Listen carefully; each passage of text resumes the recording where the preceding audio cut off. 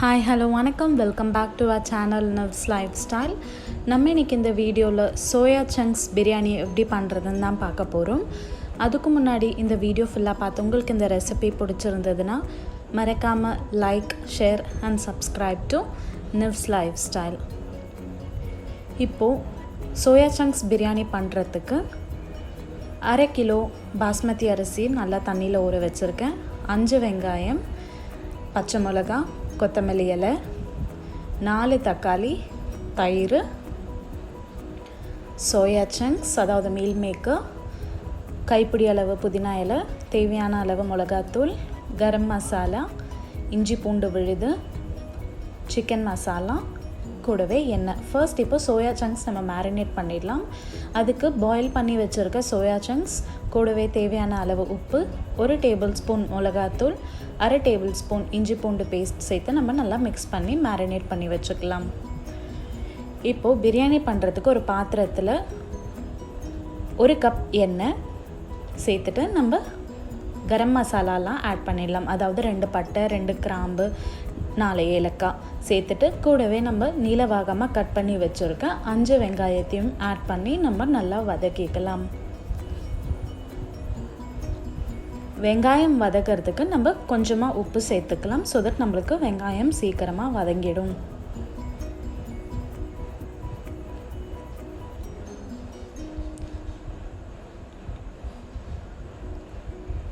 வெங்காயம் நல்லா வதங்கினதுக்கப்புறமா ஒரு 3 டேபிள் ஸ்பூன் இஞ்சி பூண்டு விழுது சேர்த்து நம்ம நல்லா மிக்ஸ் பண்ணிக்கலாம்.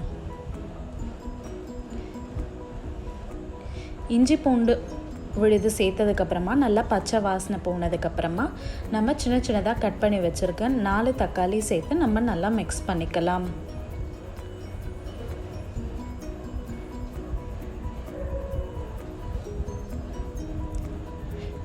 தக்காளி சேர்த்ததுக்கப்புறமா நம்ம தேவையான அளவு உப்பு சேர்த்துட்டு நம்ம நல்லா மிக்ஸ் பண்ணிக்கலாம்.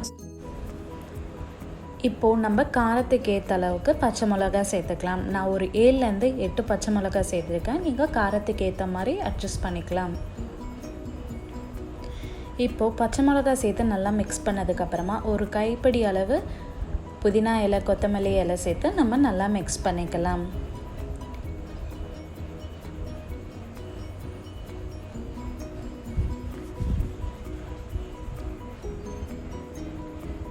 இப்போ நல்லா மிக்ஸ் பண்ணதுக்கப்புறமா ஒரு 2 table spoon chicken masala powder சேர்த்து நம்ம நல்லா மிக்ஸ் பண்ணிக்கலாம். இது பிளெயின் சோயா சங்க்ஸ் பிரியாணினால் நம்ம சிக்கன் மசாலா சேர்க்குறப்போ நம்மளுக்கு நல்லா டேஸ்ட்டாக இருக்கும். இப்போது கூடவே நம்ம ஒரு 2 டேபிள் ஸ்பூன் மிளகாத்தூள் ஆட் பண்ணி நம்ம நல்லா மிக்ஸ் பண்ணிக்கலாம்.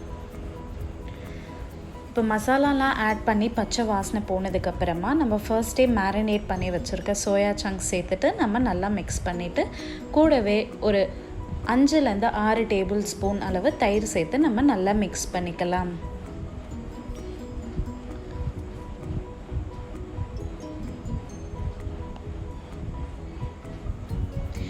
இப்போது இந்த ஸ்டேஜில் நம்ம 1 கிளாஸ் அரிசிக்கு 2 கப் தண்ணி சேர்த்துக்கலாம். ஸோ தட் இப்போது நான் 1 கப் அரிசி எடுத்திருக்கேன். அதாவது ஒரு பெரிய சைஸ் கப்பில் 1 கப் அரிசி எடுத்திருக்கேன். அதுக்கேற்ற மாதிரி 2 கப் தண்ணி நான் ஆட் பண்ணியிருக்கேன். ஸோ நீங்கள் அதுக்கேற்ற மாதிரி ஆட் பண்ணி அட்ஜஸ்ட் பண்ணிக்கோங்க. இப்போ தண்ணி நல்லா கொதி வந்ததுக்கப்புறமா நான் ஃபர்ஸ்டே ஊற வச்சுருக்க 1/2 கிலோ பாஸ்மதி அரிசியை சேர்த்துட்டு சும்மா ஒரு வாட்டி ரஃபாக மிக்ஸ் பண்ணிக்கிறேன். ரொம்ப மிக்ஸ் பண்ணிட வேண்டாம், ஏன்னா நம்மளுக்கு அப்புறமா சாதம் சீக்கிரமாக பிரேக் ஆகிடும்.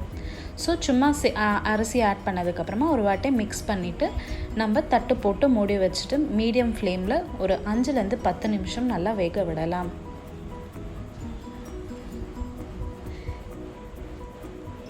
இப்போ பார்த்தோன்னா நம்மளுக்கு சுவையான சோயா சங்க்ஸ் பிரியாணி ரெடி. நீங்களும் இந்த ரெசிபி ட்ரை பண்ணி எப்படி இருந்ததுன்னு கீழே இருக்க கமெண்ட் செக்ஷனில் சொல்லுங்கள். மறக்காமல் like, share and subscribe to knows life style. Thank you.